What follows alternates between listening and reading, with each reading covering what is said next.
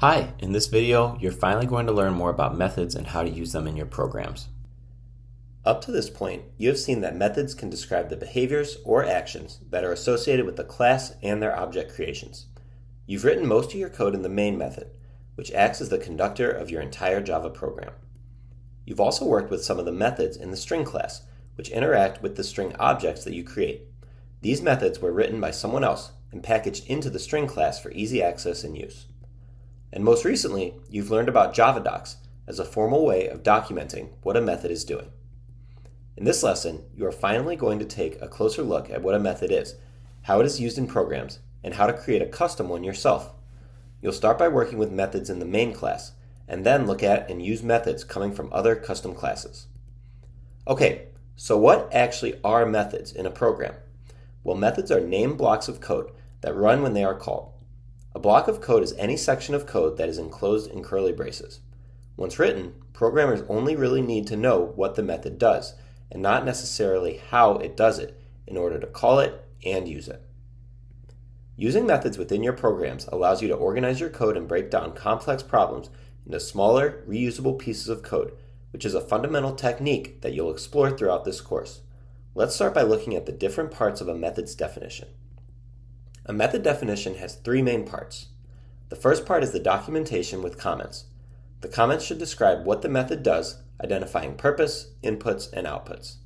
This can be something formal, like Java docs, which is useful if you are working professionally and know you will be wanting API documentation, or something less formal, like a single or multi-line comment that describes the method with its inputs and outputs. The next part of the method definition begins the actual code. This is the method header. The method header contains the name of the method along with any inputs and outputs of the method. You'll look at these details in a moment. The final part of the method definition is the actual code block, which is defined by a set of curly braces. This is the action that is performed every time the method is called. Let's now take a deeper look at the method header using this add numbers example. The method header, along with the preceding comments, provides the programmer and compiler with important information. The header has several key pieces to it. Perhaps the most important part of the method header is the method signature. The method signature includes both the method name and its inputs. The method name is found in the middle of the signature and should follow the same naming convention as variable names. After the method name, inside the parentheses, is the parameter list. A parameter is a variable that is declared in the signature and can be used inside the body of the method.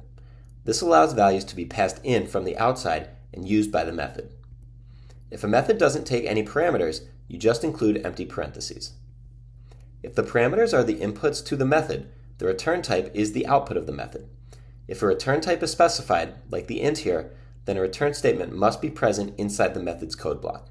The return statement must return a value that is the same type as the return type here. If you don't want the method to return a value, then the return type is set as void. This means the method won't be used as part of an expression when it is called. Finally, the method header starts with a visibility statement. In most cases, methods are either public or private. You will see more details about this later, but for now, all the methods that you encounter will be public. This means they can be used outside of the class where they are declared. One quick side note, most of the methods that you have seen so far in this course also include the keyword static. A static declaration makes the method a class method and allows you to use the method without creating a separate object. You will also learn more about this in upcoming lessons. The method header, what you've just created, is an essential piece in defining a method. The header, including its signature, in combination with the method's code, determines what a method will do. Its code, however, will not execute until it is called. One of the great things about methods is that you only need to write the code to define them once. Then you can call them as many times as you need. Calling a method means running the method, causing it to perform its defined task. This is done with the method's name and any required inputs. When a method is called, the code block within the method is executed. Then the program returns to the point where the method was called. Calling a method is pretty simple. You just use the method name and pass a list of values to the method. These values must match the parameter list in the method definition. The 3 and 4 values in this example are called arguments. An argument is a value that is passed into a method's parameter when the method is called. The arguments passed to a method must be compatible in type and order with the parameter list of the method signature.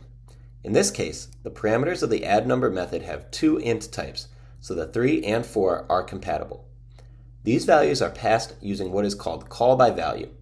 Call by value initializes the parameters with copies of the arguments, so any change to the parameters in the method will not impact the original arguments. Since this method has a return value, in this case the sum of the a and b variables, the return value will be sent to the original call statement, where it essentially replaces the call statement, allowing its value to be stored in the sum variable. Since you are calling a non-void method with a return statement, you must capture the value in a variable, like shown here, or use the value in an expression. For example, this code calls the addNumbers method within a print statement. Instead of storing the return value of 7 in a variable, it is just printed to the console.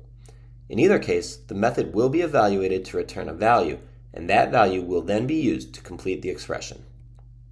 Note that if you simply call this method without storing or using the return value, the method still evaluates, but nothing can be done with the return value. And if you define the method as a void method, but include a return statement, you'll get an error message when you try to run the program. Let's look at this last example in order to trace the execution of this program. When run, the program starts at this first line, then the second line, assigning the first and second variables the values of 7 and 8 respectively. It then moves on to the next line, where it calls the addNumbers method with the values of the first and second variables as the arguments. At this point, the execution jumps over to the method header, assigning the parameters the values of 8 and 7. Then the program moves into the method body, executing the expression of a plus b and returning that value of 15 back up here, where it is stored into the variable sum. From here, the program continues on, printing out the value of sum, which is 15. Now it's your turn to put method signatures into practice.